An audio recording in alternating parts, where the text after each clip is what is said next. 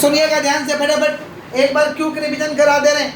हम लोग समझे थे भाई कंपनी लॉ में टोटल सेक्शन कितना है 470, 29 चैप्टर है, 7 शेड्यूल है, लेकिन हम लोग को 5 ही चैप्टर पढ़ना है, 29 चैप्टर नहीं पढ़ना है।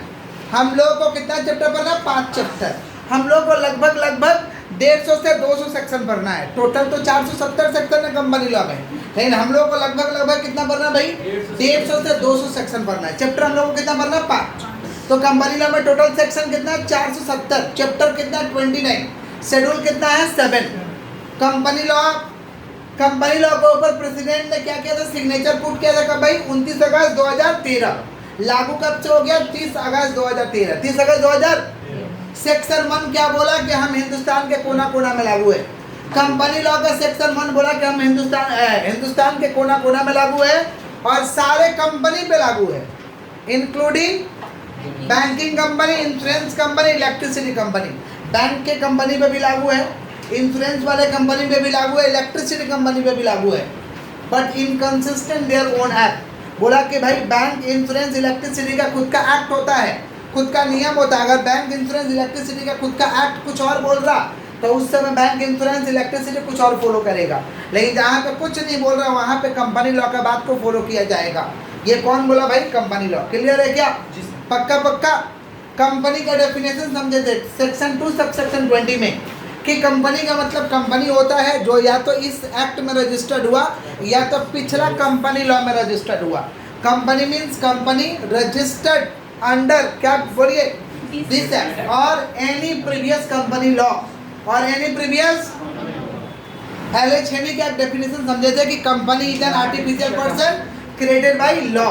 कंपनी एक आर्टिफिशियल पर्सन है जिसको लॉ ने बनाया, having perpetual succession, common seal, separate legal entity. जिसका परपेचुअल सक्सेशन होता है, कॉमन सील माने ठप्पा होता है, परपेचुअल सक्सेशन माने कंपनी मरने वाला नहीं है, मेंबर आएंगे और मेंबर जाएंगे। कॉमन सील का मतलब ठप्पा, समझ पा रहे? उसे कॉमन सील कहते हैं, सेपरेट लीगल एंटिटी होता है। डेफिनेशन तोड़ दीजिए, फीचर्स बाहर आ जाएगा। कंपनी समझाया था 3 तरीका का है, 1 person company, private company, public company. 1 person, private, public. 1 person company मतलब जिसको खोलने के लिए कम से कम 1 ठो मेंबर चाहिए, माने मालिक 1 ठो, minimum 1, maximum 1, minimum 1, maximum. Private company को खोलने के लिए कम से कम 2 ठो मालिक चाहिए, मेंबर का बात चल रहा है, 2 ठो मालिक चाहिए, मैक्सिमम 200, मैक्सिमम। और पब्लिक कंपनी को खोलने के लिए कम से कम 7 चाहिए मेंबर और maximum no limit, maximum. Private, अच्छा ओपीसी, प्राइवेट पब्लिक को चलाने के लिए डायरेक्टर चाहिए। ओपीसी के लिए कम से कम, डायरेक्टर का मतलब क्या होता है? जिसके कंधों पे कंपनी टिका हुआ है। तो ओपीसी के लिए कम से कम 2 डायरेक्टर, प्राइवेट के लिए कम से कम 2 डायरेक्टर, पब्लिक के लिए कम से कम 3 डायरेक्टर, मैक्सिमम 15-15-15, मैक्सिमम 15-15। फिर समझे थे in any corporate world there are 2 types of meeting. किसी भी कॉर्पोरेट वर्ल्ड में चले जाइएगा तो 2 तरीका का मीटिंग होता है, पहला जनरल मीटिंग, दूसरा board meeting. General meeting, board meeting. Board meeting का सेक्शन था 173। अच्छा मीटिंग क्यों बुलाते हैं? Meeting are called to take decision on business matter. Business matter पे हम डिसीजन लेने के लिए क्या बुलाते हैं? मीटिंग बुलाते हैं। मीटिंग अब 2 तरीका का है, जनरल मीटिंग है, बोर्ड मीटिंग है। General meeting is the meeting of share holder. जिस मीटिंग में सिर्फ और सिर्फ शेयर होल्डर आएगा उसे क्या कहते हैं? General meeting. Board meeting is the meeting of board of director. जिस मीटिंग में बोर्ड ऑफ डायरेक्टर आएगा उसे हम क्या कहते हैं? Board meeting. जनरल मीटिंग 3 तरीका का था, AGM, EGM और क्लास मीटिंग। AGM मतलब एनुअल जनरल मीटिंग, साल में 1 बार होगा, सेक्शन 96 था। EGM extra ordinary general meeting, जितना मन करे साल में करना चाहते हो मीटिंग करो, कोई दिक्कत नहीं, उसे EGM कहेंगे, सेक्शन 100, सेक्शन 100। और class meeting is the meeting of particular class of share holder. Class meeting is the meeting of particular class of share holder. जो particular class of share holder का meeting होगा उसे हम क्या कहते हैं भाई? क्लास मीटिंग कहते हैं। समझ पा रहे हैं क्या बोल रहे हैं कि नहीं समझ पा रहे? पर्टिकुलर क्लास का जब शेयर होल्डर लोग मीटिंग में आएगा उसे हम क्या कहते हैं? Class meeting. क्लियर है क्या? फिर हम लोग समझे थे रिजोल्यूशन। रिजोल्यूशन माने क्या होता है? डिसीजन। रिजोल्यूशन माने क्या होता है भाई? डिसीजन। रिजोल्यूशन 2 तरीका का होता है, ordinary resolution, special resolution. Ordinary नाम से ही पता चल रहा है कि हल्का डिसीजन लेना है, समझ पा रहे? तो इसको पास कराने के लिए votes in favour more than vote against, that is simple majority. That is simple माने फेवर में वोटिंग ज़्यादा होना चाहिए वोट अगेंस्ट से, माने सिंपल मेजोरिटी हो चलेगा। स्पेशल रिजोल्यूशन पास कराने के लिए votes in favour, votes in at least 3 times vote against, against में जो वोटिंग हुआ ना उसका 3 गुना वोटिंग फेवर में होना चाहिए। अगेंस्ट में जो वोटिंग हुआ उसका 3 गुना वोटिंग कहाँ होना चाहिए? फेवर में। That is 75% votes in favour. Company में वोटिंग ऐसे होता है हाथ उठा करके, समझ पा रहे? और नहीं तो औकात से होता है, नंबर ऑफ शेयर से होता है, नंबर ऑफ शेयर से होता है। समझ पा रहे हैं क्या बोल रहे हैं? क्लियर है क्या? यहाँ तक हम लोग पढ़े हुए थे लास्ट क्लास में।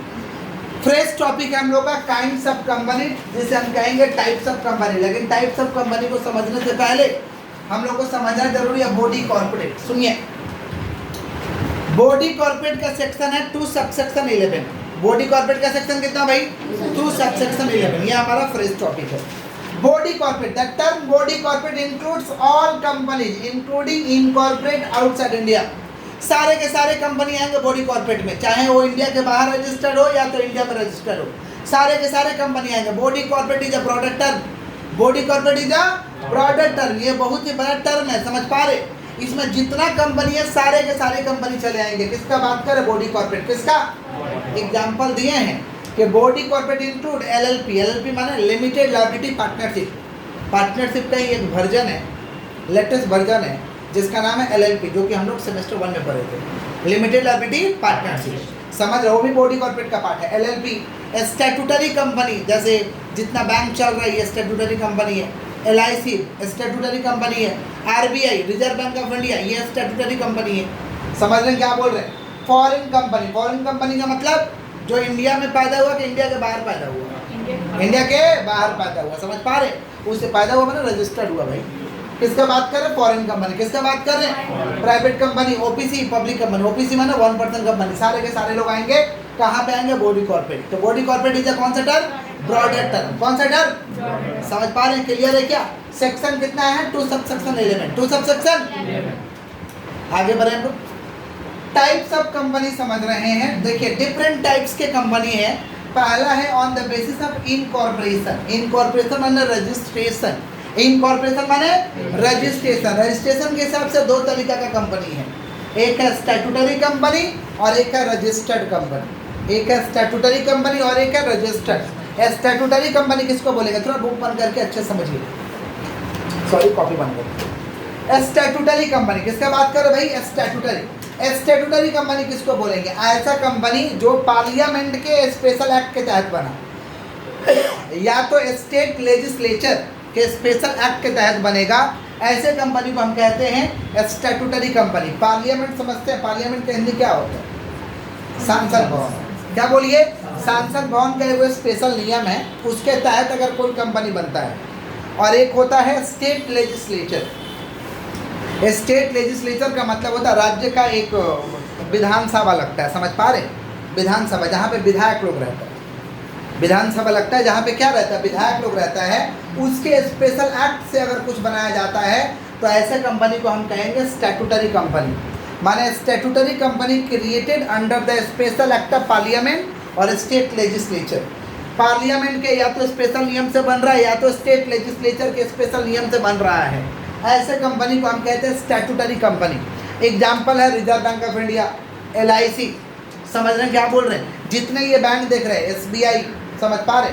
पंजाब नेशनल बैंक, जितने बैंक देख रहे हैं सारे के सारे स्टैट्यूटरी कंपनी है। देखिएगा नीचे लिखा रहता है बॉडी ऑफ स्टैट्यूटरी कॉर्पोरेशन, लिखा रहता है नीचे। समझ पा रहे क्या बोल रहे? नीचे एकदम छोटा सा करके लिखा रहता है। हम लोग उतना नहीं पढ़ते, बड़ा नहीं पढ़ते तो छोटा अक्षर क्या पढ़ेंगे? ठीक है, बट पढ़ लीजिएगा। Statutory company. नेक्स्ट क्या भाई? Registered company. जो रजिस्टर्ड है इंडिया में, जो इंडिया में क्या है? रजिस्टर्ड है, जिसका रजिस्ट्रेशन हुआ है उसे हम क्या कहेंगे? Registered company. क्या कहेंगे हम लोग? क्लियर हो गया? तो इनकॉर्पोरेशन के हिसाब से 2 तरीका कंपनी है, एक है स्टैट्यूटरी और एक है रजिस्टर्ड। स्टैट्यूटरी और कुछ पूछना है? रजिस्टर मतलब क्या? नहीं इंडिया में रजिस्टर्ड है। जैसे आप मान लीजिए एक तो प्राइवेट लिमिटेड खोल लिए, विवेक प्राइवेट लिमिटेड, उसका रजिस्ट्रेशन करा लिए तो आपका कंपनी रजिस्टर्ड है।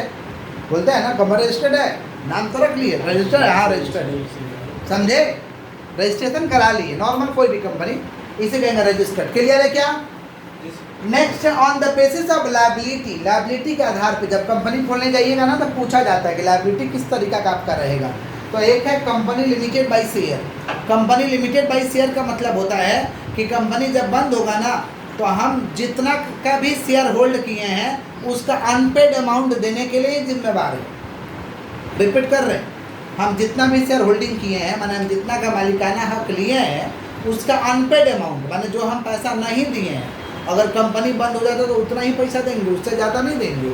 जैसे मान लो हम शेयर होल्डिंग किए हैं 5 लाख का, शेयर होल्डिंग 5 लाख का किए, लेकिन कंपनी को 2 ही लाख पे किए, कितना बाकी है भाई? 3 लाख। तो कंपनी बंद होगा ना तो हम 3 लाख देने के लिए जिम्मेवार है, इससे ज़्यादा देने के लिए जिम्मेवार नहीं है। इसको कहते हैं company limited by shares. Company limited by shares का मतलब होता है only unpaid amount paid by the member, only unpaid amount of share paid by the member at the time of winding of the company. जब company बंद होगा तो सिर्फ और सिर्फ अनपेड अमाउंट को देगा, इससे ज़्यादा वाला अमाउंट को नहीं देगा। इसको हम कहते हैं कंपनी लिमिटेड बाई शेयर्स। आगे बढ़े हम लोग।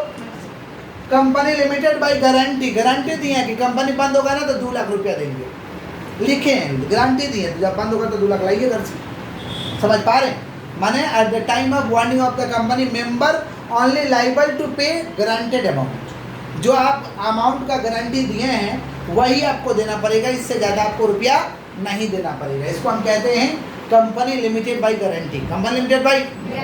आगे बढ़े, बोलिए, बोलिएगा तब तो बढ़ेंगे। नेक्स्ट हम लोगों का अनलिमिटेड कंपनी। अनलिमिटेड कंपनी का मतलब होता है कि जितना पैसा है, जितना कर्ज होगा, अगर अनलिमिटेड का स्टेटस ले लेंगे, कंपनी बंद हो गया तो जितना लायबिलिटी है सारे के सारे आप पे हिट कर दिया जाएगा, जितना का जितना जिम्मेवारी है सारे के सारे आप पे हिट कर दिया जाएगा, जो कि एक सोल प्रोप्राइटरशिप में होता है, एक मोदी दुकान में होता है अनलिमिटेड लायबिलिटी। समझ पा रहे क्या बोल रहे हैं? वो चीज़ हिट कर दिया जाएगा अगर आप किसका स्टेटस ले रखे हैं, अनलिमिटेड लायबिलिटी। अनलिमिटेड माने नो लिमिट ऑन लायबिलिटी, जितना लायबिलिटी आपको चुकाना होगा, लायबिलिटी के ऊपर कोई लिमिट ही नहीं है, लायबिलिटी के ऊपर कोई लिमिट नहीं है। समझ पा रहे?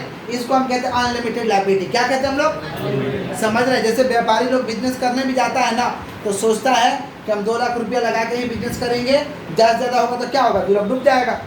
मैंने 2 लाख का जिम्मेवारी ले रहा, कितना का जिम्मेवारी ले रहा? 2 लाख का। लेकिन कंपनी में लिखना पड़ेगा कि आप कितना का जिम्मेवारी ले रहे। समझ पा रहे? इसको हम कहेंगे अनलिमिटेड कंपनी। क्लियर है क्या? तो लायबिलिटी के हिसाब से 3 तरीका का है, company limited by shares, company limited by guarantee और कौन सा? Unlimited company. क्लियर है? Next on the basis of number, माने मेंबर के हिसाब से, नंबर के हिसाब से 3 ही तरीका कंपनी है, यही 3 टू चलता है। इसके अंदर ये सब स्टेटस लग जाता है, इसके अंदर ये सब स्टेटस लग जाता है। समझ पा रहे हैं क्या बोल रहे हैं? तो नंबर के हिसाब से 3 ही तरीका कंपनी है, जनरली यही कंपनी चलता है। पहला OPC, 1 person company. 1 person company मतलब अकेला किसी व्यक्ति को अगर मन करता है कंपनी खोलने का तो खोल सकता है। ये 2013 के पहले ऑप्शन नहीं था, 2013 के पहले ये ऑप्शन नहीं था। एक व्यक्ति को अगर बिजनेस करने का मन करा तो सोल प्रोप्राइटरशिप खोलो। सोल प्रोप्राइटरशिप मतलब मोदी दुकान जैसा धंधा खोलो, समझे? इंटरप्राइज में धंधा करिए, ओम इंटरप्राइज, ये इंटरप्राइज सुनते हैं ना, समझे? गोपाल स्टोर, स्टोर टाइप का धंधा करो। समझे क्या बोले?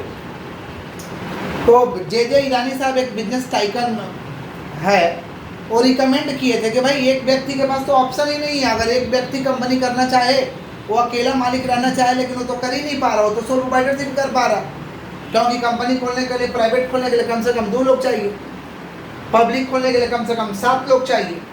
समझे क्या बोले? लेकिन एक का अगर मन करेगा कंपनी खोलने का तो दिक्कत था 2013 के पहले। तो ये रिकमेंडेशन जे ईरानी ने दिया था। समझ पा रहे हैं? एक बिजनेस टाइकन है, वो दिए थे, इसका रिकमेंडेशन किया था 1 पर्सन कंपनी का। फिर 2013 में 1 पर्सन कंपनी को लाया गया कि अगर एक व्यक्ति को अगर मन करता है कि कंपनी खोल के चलाए तो कंपनी खोल सकता है। स्टेटस प्राइवेट कंपनी का मिलेगा, जो प्राइवेट कंपनी को दर्जा मिला है वही दर्जा ओपीसी को मिलेगा, बट एक व्यक्ति कंपनी को खोल सकता है। समझे कि नहीं समझे?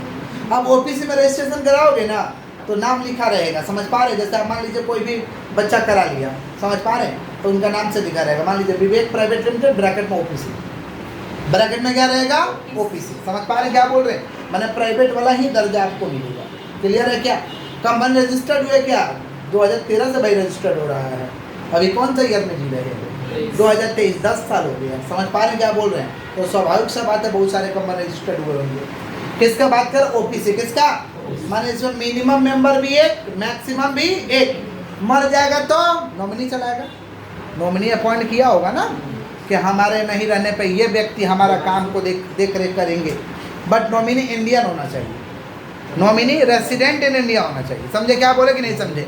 ए बालक इधर देखो, प्राइवेट कंपनी को खोलने के लिए कम से कम कितना लोग चाहिए? 2 लोग, मैक्सिमम 200 लोग, maximum.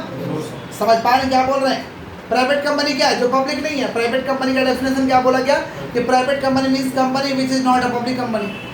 Private company means a company which is not अ, कितना सुंदर डेफिनेशन है। प्राइवेट वही है जो पब्लिक नहीं है। कितना सुंदर डेफिनेशन है। Having minimum number of member 2 और maximum 200। Having minimum number of member 2 है वाला, मैक्सिमम 200। और private company can not share transfer to the outsider. बालक ध्यान से सुनिए, आप ये गलत काम कर रहे हैं। सुनिए ध्यान से, किसका बात कर रहे हैं? Private company. Private company can not share transfer to the outsider. Outsider को फ्रीली ट्रांसफर शेयर नहीं कर सकता है, रेस्ट्रिक्शन। किसका ऊपर? प्राइवेट के ऊपर। किसका ऊपर? पब्लिक कंपनी में। ये पब्लिक कंपनी का डेफिनेशन क्या बोला गया? Public company means company which is not a private company. Public company माने कंपनी होता है जो प्राइवेट कंपनी नहीं है। Having minimum number of member 7, maximum no limit और फ्रीली ट्रांसफरेबल ऑन शेयर। आराम से आप शेयर को ट्रांसफर कर सकते हैं, जनता को खुलेआम शेयर बेच सकते हैं। किसका बात कर रहे हैं हम लोग? Public company. किसका बात कर रहे हैं? क्लियर है? आगे बढ़ते हैं। On the basis of control, on the basis of control, control hack कर लेना, साधारण भाषा में बोलते हैं हैक कर लिया, समझे? तो कंट्रोल के हिसाब से 3 तरीके का कंपनी है। कंट्रोल के हिसाब से 3 तरीके का कंपनी है। Holding company, subsidiary company, associate company. बोलो क्या बोले? Holding company. देखिए होल्डिंग कंपनी हम किसी का 2 तरीका से बन सकते हैं। पहला तरीका है कि उसका 50% वोटिंग पावर को एक बार कर लीजिए, 50% या उससे ज़्यादा, 50% या उससे वोटिंग पावर, माने उसका डिसीजन लेने वाला जो पावर है वो आप 50% खरीद लीजिए, एक्वायर कर लीजिए, आपके पास हो जाना चाहिए। तो आप उस कंपनी का क्या कहलाइएगा? होल्डिंग। समझ पा रहे हैं? जैसे मान लीजिए एग्जांपल दे रहे हैं, ए लिमिटेड ने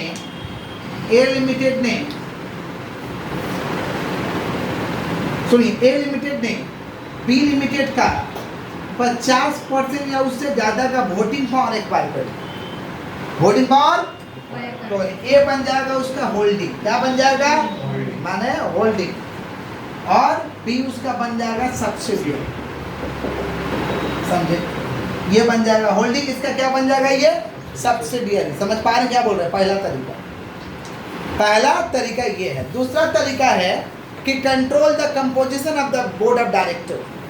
हम किसी कंपनी का बोर्ड ऑफ डायरेक्टर का कंपोजिशन को कंट्रोल करते हैं, माना हमारे इशारे पे ही डायरेक्टर को रखा जाता है, हमारे इशारे पे ही डायरेक्टर को निकाला जाता है, हमारे इशारे से ही कंपनी चलता है, तो हम उस कंपनी का होल्डिंग कहलाएंगे। 2 तरीका होल्डिंग बनने का, या तो वोटिंग पावर एक्वायर कर लो, या तो control the composition of the board of director, उसके बोर्ड ऑफ डायरेक्टर का कंपोजिशन को कंट्रोल कर लो। अब ये बोर्ड ऑफ डायरेक्टर का कंपोजिशन को कैसे कंट्रोल करेंगे? जैसे मान लीजिए ऐसा कंपनी जो बर्बाद हो चुका है, मर चुका है, ऐसा कंपनी जो बर्बाद हो चुका है, मर चुका है, चारों तरफ लोन के लिए दरवाज़ा खटखटाया लेकिन किसी ने उसका साथ नहीं दिया। समझे? एग्जाम्पल जैसे मान लीजिए भाई साहब की एक तो कंपनी है, समझ रहे हैं, चारों तरफ अपना लोन के लिए घूम लिए, लोन नहीं मिला। अब इनका कंपनी बंद हो जाएगा अगर इनको कोई साथ नहीं देता है तो। समझ पा रहे हैं? मान लीजिए ये चलेगा उनके पास, साथ दीजिए, वो बोले कि हम तुमको साथ देंगे लेकिन तुम्हारा कंपनी का कंट्रोल हमारे हाथ में रहेगा, पैसा देंगे, तुम्हारे कंपनी को निकालेंगे, लेकिन तुम्हारे कंपनी का कंट्रोल हमारे हाथ में रहेगा, हमारे इशारों पे ही काम होगा। समझ पा रहे हैं क्या बोल रहे हैं? मंजूर है तो एग्रीमेंट साइन करो और क्या? समझ पा रहे हैं? तो इस तरीके से वो क्या बनेगा? मजबूरी का कोई फायदा नहीं, डूबता हुआ को बचा रहा है। सुनिए, किसका बात नहीं करिए, समझिए किसका बात कर? Holding company. किसका बात कर रहे हैं? तो होल्डिंग आप 2 तरीका से बन सकते हैं, या तो आप वोटिंग पावर पे एक्वायर करिए, या तो उसके बीओडी को कंपोजिशन को कंट्रोल करिए। आप कहलाएगा होल्डिंग, सामने वाला क्या कहलाएगा? सब्सिडियरी।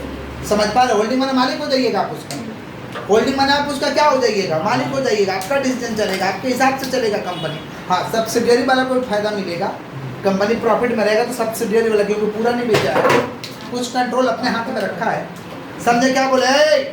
मान लो होल्डिंग इतना बढ़िया से चलाया, इतना बढ़िया से कमाया कि सब्सिडियरी भी पावरफुल हो गया, सब्सिडियरी भी क्या हो गया? पावरफुल हो गया। समझ पा रहे हैं? अब सब्सिडियरी जाके बी लिमिटेड जाके सी लिमिटेड को होल्ड कर लिया, नहीं समझा? पैसा वाला हो गया रे बाबा। बी लिमिटेड जाके किसको किन लिया? सी लिमिटेड को किन लिया, समझे?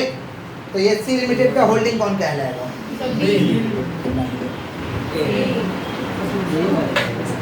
नहीं समझे? यही कहलाएगा, समझे कि नहीं समझे? बुद्धि में जा रहा है कि नहीं जा रहा? ए बी किसका सब्सिडियरी है? तो बी ने होल्ड किया है, समझे? तो अभी भी होल्डिंग कौन कहलाएगा? ए लिमिटेड। कौन कहलाएगा? समझे? अच्छा मान लीजिए बी बहुत बढ़िया हो गया, तो आपके मन में चलेगा ए को तब खरीद ले? नहीं खरीद सकता। एक बार रिश्ता तय हो गया तो आप खरीद नहीं सकता, मना है। इसको भी मना है कि तुम उसको शेयर नहीं बेचेगा, और इसको भी मना है कि तुम उसको शेयर नहीं किनेगा। एक बार रिश्ता बन गया बाप बेटा वाला तो रहने दो। ऐसा होता है क्या? जो पिताजी रहेंगे ना, तुम उनका बच्चे हो तो बच्चे भी ना रहोगे, ऐसा होगा क्या? हम उनका बाप बन गए, जा। संभव है ऐसा? ऐसा संभव है नहीं है ना? तो होल्डिंग सब्सिडियरी को भी साफ साफ मना किया गया कि एक बार रिश्ता तय हो गया तो रहने दो, रिश्ता चलने दो, समझे? हाँ, इसको बोला गया तुम बहुत तगड़ा होगा किसी और को किनो, समझे? फिर भी बाप वही रहेगा। नहीं समझा? समझा क्या बोले? सी मान लो, सी भी पावरफुल हो गया किनने से। सी मरा हुआ था, डी को किन लिया। किसको किन लिया? डी का कौन रहेगा होल्डिंग? अरे को डी कौन रहेगा? डी का होल्डिंग कौन रहेगा? ए रहेगा होल्डिंग। ए मान लो, सुन लो, डी किन लिया ई को। कुछ भी करे यही पप्पा रहेगा ना भाई, डी किन लिया ई को। ई का कौन रहेगा होल्डिंग? कौन? नहीं, पहले का कंपनी में होता था सब्सिडियरी, जिसको भी किनेगा बाप रहेगा, पहले होता था। अभी ओनली 2 लेयर्स। ओनली कितना लेयर्स? माने रिश्ता तय होने के बाद 2 लेयर तक हम पिताजी रहे, उसके बाद ओनली कितना लेयर?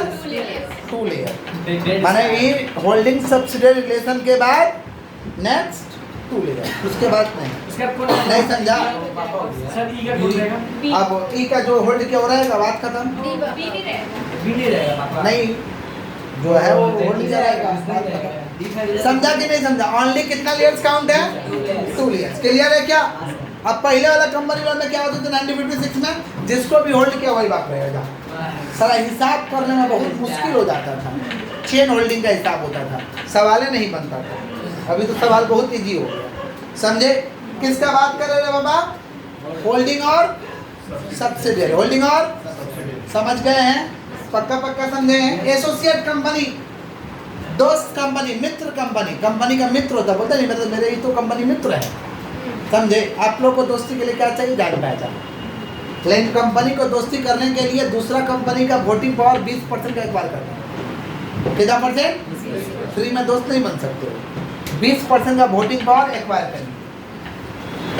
20% का वोटिंग पावर एक्वायर करिए, या उसके साथ ज्वाइंट वेंचर कर लीजिए, या तो 20% वोटिंग पावर एक्वायर कर लीजिए, या तो उसके साथ ज्वाइंट वेंचर कर लीजिए। आप क्या कहलाइएगा? एसोसिएट।